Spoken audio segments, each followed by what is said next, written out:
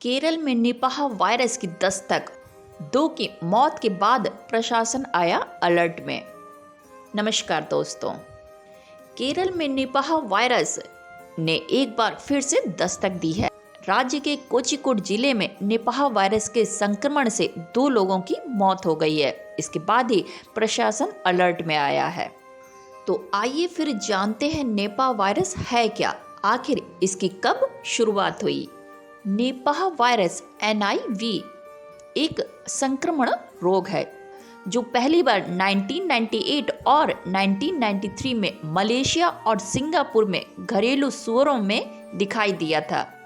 और भारत में Nipah virus बीमारी का सबसे पहला जो प्रकोप था वो 2001 में सिलीगुड़ी शहर में हुआ था। इसके बाद 2007 में पश्चिम बंगाल राज्य के नादिया जिले में इसका दूसरा प्रकोप देखा गया था।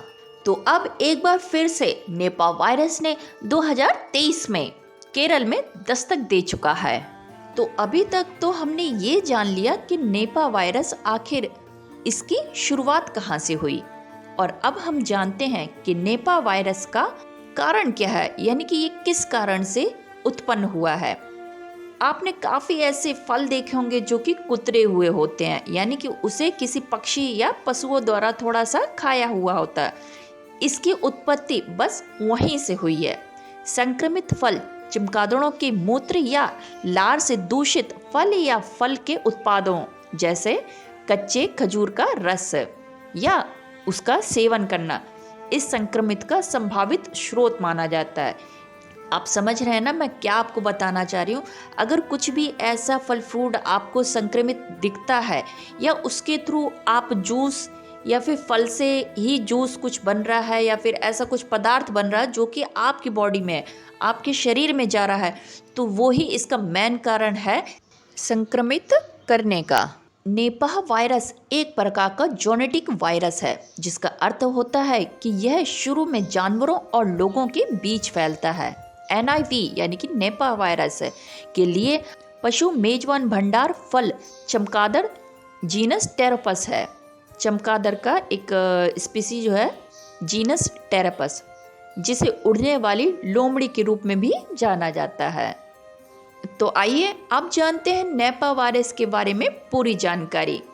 क्या है निपाह वायरस?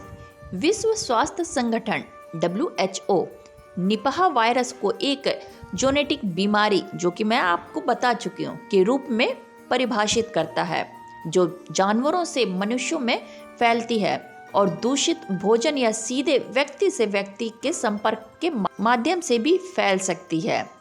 अब आप बात करेंगे कि व्यक्ति से व्यक्ति के बीच में कैसे फैलेगी, तो उसका सीधा सिंपल है कि जिस तरीके से कोविड-19 में एक व्यक्ति एक कोविड संक्रमित व्यक्ति खांसता या छींकता या सांस छोड़ता था, तो उसके नाक से या मुंह से निकली छोटी सी बूंद किसी दूसरे व्यक्ति के संपर्क में आने पे उसे भी संक्रमित कर देती थी।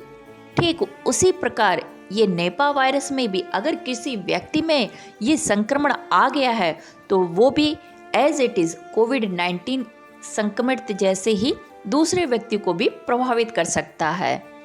तो व्यक्ति से व्यक्ति इस तरीके से संक्रमण फैलता है।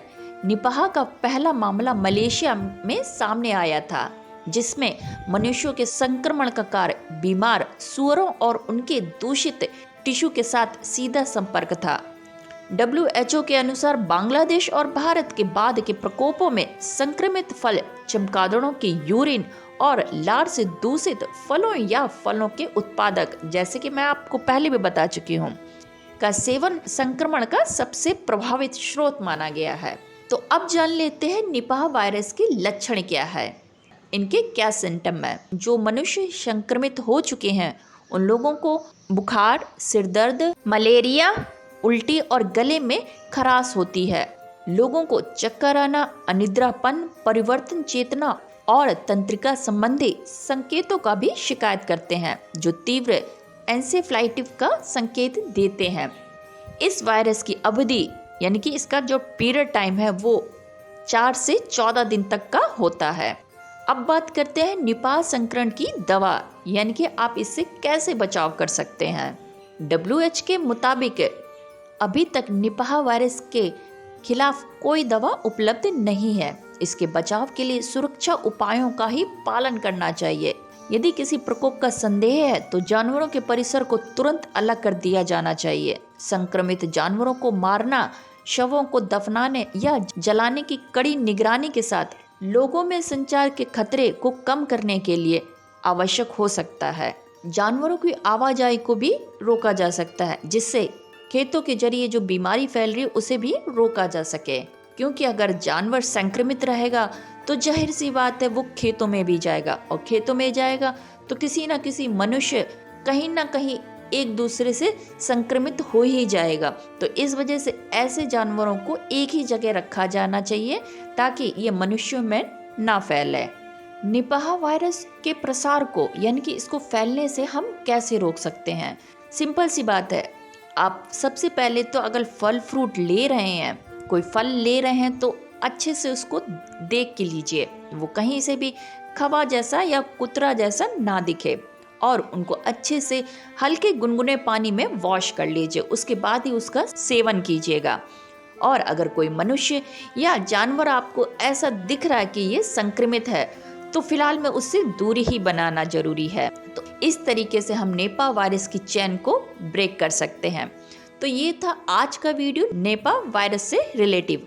तो आज के इस वीडियो में मैंने निपाह वायरस के रिलेटिव आपके सारे डाउट क्लियर कर दिए होंगे कि किस तरीके से इस निपाह वायरस की उत्पत्ति हुई और किसके थ्रू ये मनुष्यों में फैलता है। उम्मीद है आपको आज का वीडियो इन्फॉर्मेटिव लगा होगा और आपको सीख भी दे गया होगा कि हाँ, निपाह वायरस ने केरला में दस्तक दे दी है, तो आप भी अलर्ट हो जाइए। वीडियो अगर इन्फॉर्मेटिव लगा हो तो प्लीज लाइक, शेयर और चैनल भी सब्सक्राइब कीजिएगा। फिर मिलते हैं किसी और वीडियो के साथ में, तब तक लिए bye bye, take care. My name is Khushboo and thank you for watching. Thank you so much.